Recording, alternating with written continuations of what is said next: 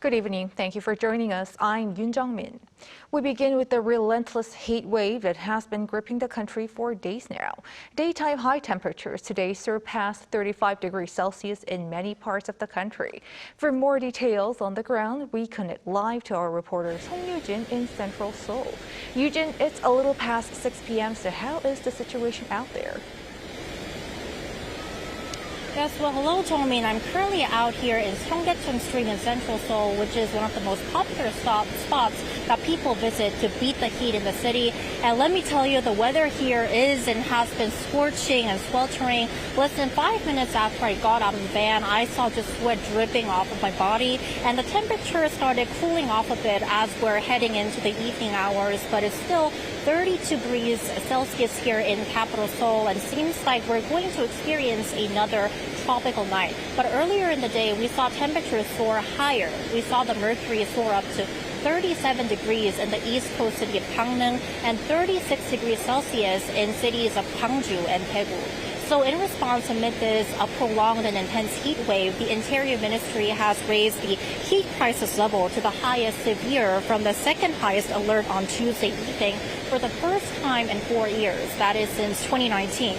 Now this level is issued when the feels-like temperature is forecast to reach 35 degrees Celsius or above for 3 or more days in over 40% of the country's weather report districts, or when the temperature is expected to heat 38 degrees Celsius or above in 10% of the weather districts. And so people are really doing all that they can to find relief for the heat. For example, seeking out shade. Let's take a listen to what some of them have to say. I feel like the weather is even hotter than yesterday. Dipping my toes in the cool water feels good. And in Spain now is the same here. Very, very hot. Extreme. Right, Eugene, no wonder people are seeking relief from the heat. This summer heat has been deadly. What can you tell us about that and what's being done about it? You're right, Cheonggyecheon. So unfortunately, at least 16 people have died due to heat-related illnesses here in the country this year. That's according to the latest data provided by the Korea Disease Control and Prevention Agency as of Wednesday, 4 p.m. And I want to point out that the situation this year is much severe than last year because this number is almost 3 times of what was reported during the same period of last year.